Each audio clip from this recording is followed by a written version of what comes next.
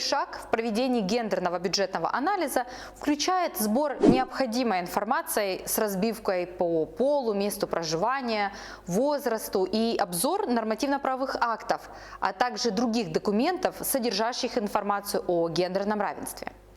Это проводится с целью формирования целостного представления о гендерном равенстве в анализируемой сфере, либо же в целом.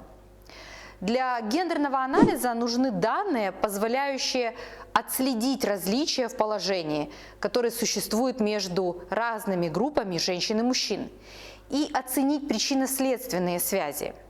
Эти данные должны быть достоверными, современными и, разумеется, доступными. Данные, распределенные по половому признаку, это данные, собранные и приведенные отдельно по женщинам и мужчинам. Они позволяют оценивать различия между женщинами и мужчинами в различных социально-экономических сферах. Несколько примеров таких данных. Это может быть количество мужчин, которые оформили отпуск по уходу за ребенком, количество новорожденных девочек, количество женщин, имеющих собственный бизнес. Следует учитывать, что наличие данных, распределенных по половому признаку, не отражает гендерные роли, отношения и неравенство в обществе. Поэтому сбор таких данных является лишь одной из характеристик гендерной статистики. Однако этих данных недостаточно для проведения даже тщательного анализа. Потребность во всех вышеуказанных данных можно рассмотреть на примере анализа молодежной политики, реализуемой в какой-то из областей. Для планирования такого анализа рекомендуется прежде всего выделить группы женщин и мужчин в соответствии с характеристиками, которые их могут объединять, такими как возрастные различия, интересы, потребности, проблемы, которые они испытывают, а также место проживания. Отдельно стоит отметить несколько пунктов о важности гендерной статистики для проведения эффективного гендерного анализа. Гендерная статистика содержит данные, которые адекватно отражают различия и неравенство в ситуации женщин и мужчин во всех сферах жизни. Особенности гендерной политики состоят в следующем. Это данные собираются и представлены в разбивке по половому признаку. Данные отражают гендерные проблемы, а также данные базируются на понятиях, которые адекватно отражают разнообразие женщин и мужчин и охватывают все аспекты их жизни. Методы сбора данных учитывают стереотипы и социальные и культурные факторы, которые могут повлечь гендерное предубеждение. Дополнительными факторами, которые влияют на возможности женщин и мужчин, принадлежащих к различным возрастным и социальным группам, могут быть те, которые связаны, например, со здоровьем человека, его образованием, социально-экономическим положением.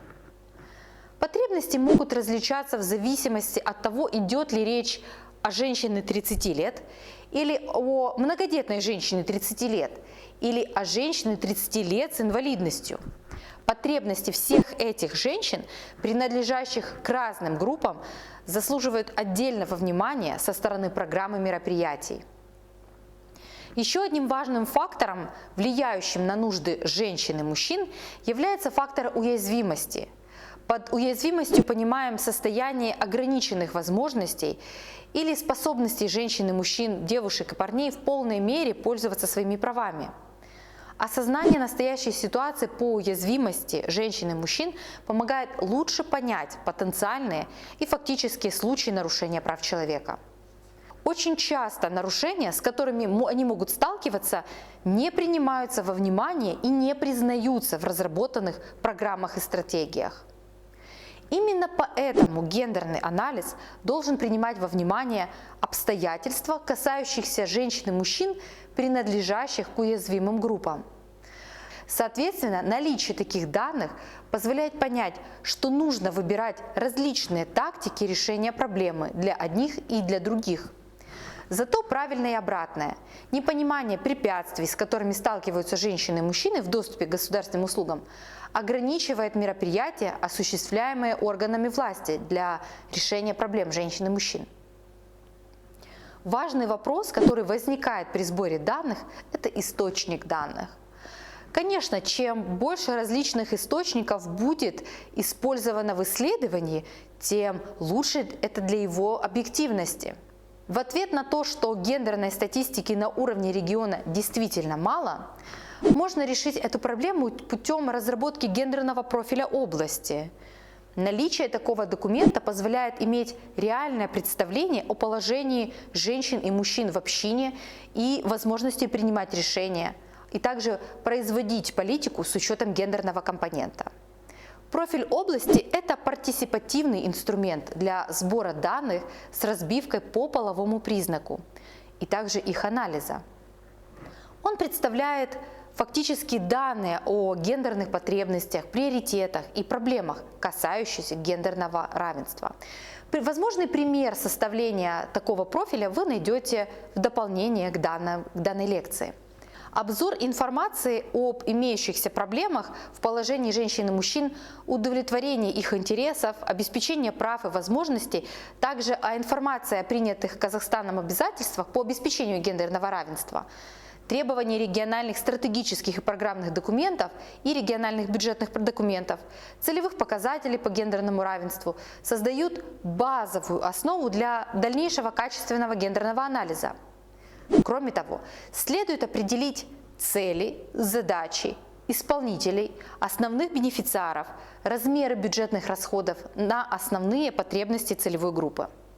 На данном шаге могут подлежать к анализу разные виды документов, зависимо от сферы и уровня анализа, государственные или региональные, такие как Конституция Республики Казахстан, государственные программы, постановления правительства, акимата области по вопросам гендерных прав мужчин и женщин, при наличии, конечно, нормативные документы, регулирующие гендерные права мужчин и женщин, государственные и региональные стратегические программные документы, а также государственные и региональные бюджетные программы областей и сельских населенных пунктов, отчеты об исполнении плана финансирования бюджетных программ, а также отчеты о выполнении государственных и бюджетных программ.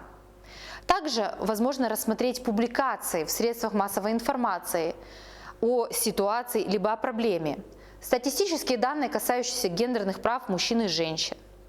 Дополнительными источниками информации о гендерном равенстве могут быть мировые глобальные оценки и индексы, в частности, глобальный индекс гендерного разрыва, который определяет состояние гендерного равенства в стране в таких сферах, как образование, здравоохранение, политика, экономика. При проведении анализа вам необходимо ответить на следующие вопросы. Какие цели у документов? Включены ли в документы конкретные цели по усилению гендерного равенства или же цели, непосредственно ориентированные на улучшение положения женщин и мужчин, девочек и мальчиков и социально уязвимых групп населения? Имеются ли статистические данные с разбивкой по полу, по месту проживания, по возрасту, особенно в отношении целевой группы? Кто отвечает за разработку и реализацию документов? Все эти вопросы дадут вам основные ответы, необходимые для анализа на этом шаге. И также в последующем они станут основой для проведения анализа на третьем и четвертом шаге.